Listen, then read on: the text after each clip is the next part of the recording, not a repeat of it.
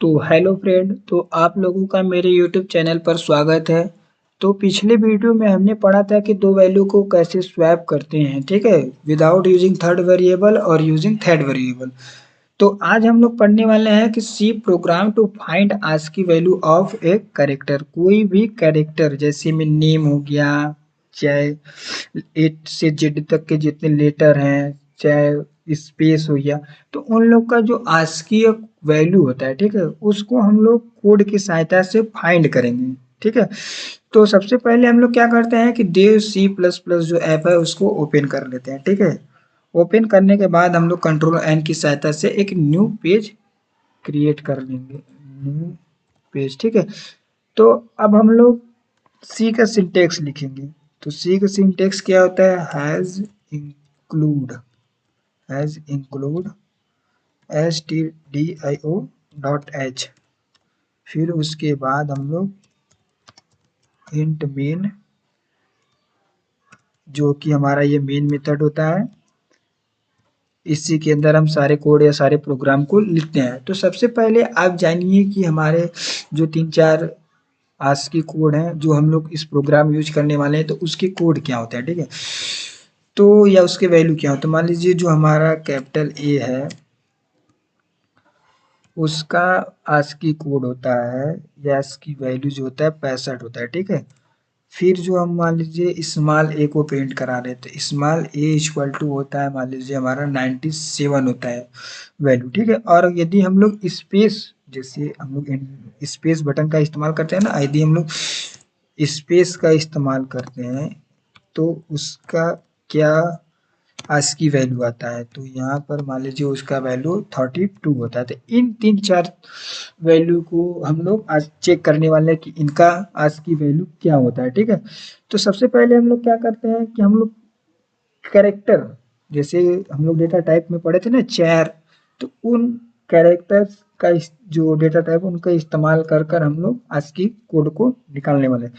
तो सबसे पहले हम लोग क्या करते हैं कि जो डिक्लेयर करते हैं डेटा टाइप, एक वेरिएबल लेते हैं चेयर नेम का, एंटर कर देते हैं। चेयर नेम का एक कैरेक्टर जो है डेटा टाइप, उसको हम लोग डिक्लेयर करते हैं। चेयर मान लीजिए एक वेरिएबल दे दे रहे हैं सी एच के नाम से, जिसमें हमारा सारा वैल्यू होल्ड होगा या स्टोर होगा, ठीक है।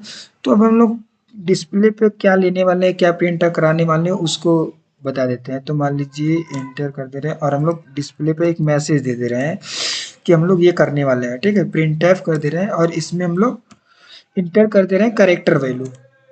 Inter inter any character value, any character, ठीक है, एनी करेक्टर। अब इसके बाद हम लोग यहाँ पर सेमी कॉलन इस्तेमाल कर लेंगे। अब देखिए, अब तो हमने कैरेक्टर नाम का एक डेटा टाइप और कैरेक्टर जो सी एच वेरिएबल है उसको तो हमने डिक्लेयर कर दिया, और हमने एक डिस्प्ले भी करा दिया कि हम लोग इंटर कर रहे हैं एनी कैरेक्टर। तो हम लोग यूजर से डाटा को लेना चाहते हैं, तो हम लोग क्या इस्तेमाल करेंगे, स्कैनफ। तो हम लोग स्कैनफ स्कैनफ फंक्शन या जो कह लीजिए स्कैनफ का इस्तेमाल करेंगे, ठीक है। तो यहाँ पर हम लोग अब जानिए कि अब हम लोग कौन सा फॉर्मेट इस्तेमाल करेंगे, ठीक है। तो हम लोग किस टाइप का डेटा टाइप इस्तेमाल कर रहे हैं, चार। तो यहाँ पर हम लोग चार का जो होता है, चार जो होता है, कैर जो होता है उसका डेटा टाइप होता है या फॉर्मेट जो कह लीजिए सी होता है, ठीक है। और हम लोग किस वेरिएबल में स्टोर करें या किस वेरिएबल, तो हम लोग इसको सी एच में, ठीक है। तो अब देखिए यहाँ पर हम लोगों ने क्यों इंटीजर नहीं इस्तेमाल किया, इंटीजर टाइप का जो फॉर्मेट है उसका इस्तेमाल क्यों नहीं किया। यदि हम लोग इंटीजर टाइप के फॉर्मेट को इस्तेमाल करते हैं तो प्रोग्राम में जो यूजर डाटा इनपुट कराता, तो वो इंटीजर वैल्यू इनपुट कराता है, ना कि वो ए से ए टू जेड या बी से जेड या नेम जो वेरिएबल होते हैं उनको वो इंटर नहीं करा पाता। इसलिए हमने करेक्टर फॉर्मेट को इस्तेमाल किया। उसके बाद ठीक है, अब हम लोग प्रिंट टाइप कराएंगे, जो हम लोग वैल्यू, जैसे आज की वैल्यू पाना या आज की वैल्यू को हम लोग जो आउटपुट कराने वाले, तो print type P R I N T print type enter, ठीक है।